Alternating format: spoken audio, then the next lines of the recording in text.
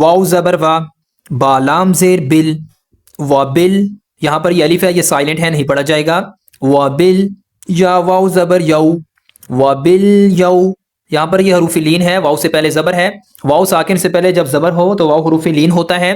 اس کی یوں مثال سمجھ لیجئے کہ یہاں پر حروف لین کا یہ قاعدہ ہے، حروف لین دو ہیں، واو اور یا، یعنی کہ حروف لین کی جو تعداد ہے وہ دو ہے، ٹھیک ہے۔ واو ساکن سے پہلے زبر کا ہونا ضروری ہے۔ واو ساکن کون سا حرف ہے؟ جیسے واو کے اوپر یہ جزم ہے تو یہ واو ساکن ہے۔ یا ساکن سے پہلے زبر ہو، یعنی کہ دو شرائط ہیں، ان حرف کا ساکن ہونا بھی ضروری ہے اور اس سے پہلے زبر کا ہونا بھی ضروری ہے، ٹھیک ہے۔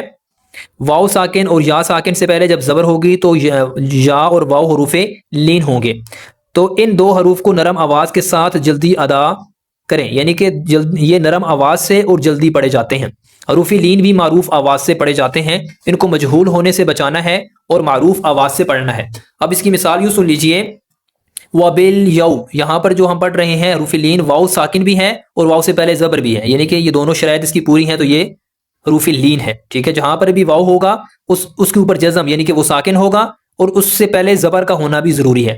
آپ نے زبر دیکھنا ہے، اور کوئی بھی حرف ہوگا، جیسے ہم نے یہ تختی میں پڑھا ہے، حمزہ آ سکتا ہے، با آ سکتا ہے، تا آ سکتا ہے، وغیرہ وغیرہ، یا تک کوئی بھی حرف ہوگا، لیکن واو ساکن سے پہلے زبر کا ہونا ضروری ہے تو وہ حروف لین ہوگا۔ اسی طریقے سے جب یا آئے گا تو یا ساکن ہوگا، یعنی کہ یا کے اوپر جزم ہوگا، اور یا سے پہلے زبر کا ہونا ضروری ہے تو وہ حروف لین ہوگا۔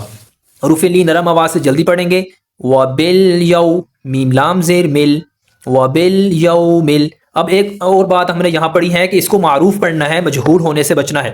ان دونوں کا فرق سمجھ لیجئے، وَبِلْ یَوْ، یو زبر پڑا اور واو کی طرف ہم گئے، جب واو پہ پہنچے تو پوری طرح ہونٹوں کو گول کیا ہے، واو کو ادا کرنا ہے، وَبِلْ یَوْ۔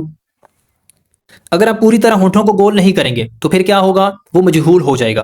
یو یہ ہے معروف۔ اب مجہول کی مثال سن لیجئے کہ آپ نے اکثر تلاوت کرتے ہوئے دوستوں کو دیکھا ہوگا کہ وہ تلاوت کرتے ہوئے اس کو مجہول پڑھتے ہیں۔ کیسے پڑھتے ہیں؟ وَبِالْيَوْمِ الْيَوْمِ، یو نہیں ہے، یو ہے، یو، وَبِالْيَوْمِ الْآخِرِ۔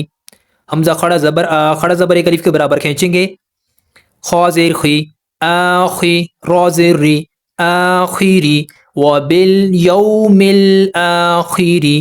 یہاں پر ایک را کا قاعدہ ہے، وہ بھی سنتے جائیے گا۔ را کا جو قاعدہ ہے، را کے اوپر جب زبر اور پیش ہوگا تو را پر پڑھا جاتا ہے، را کے نیچے جب زیر ہوتا ہے تو را باریک پڑھا جاتا ہے۔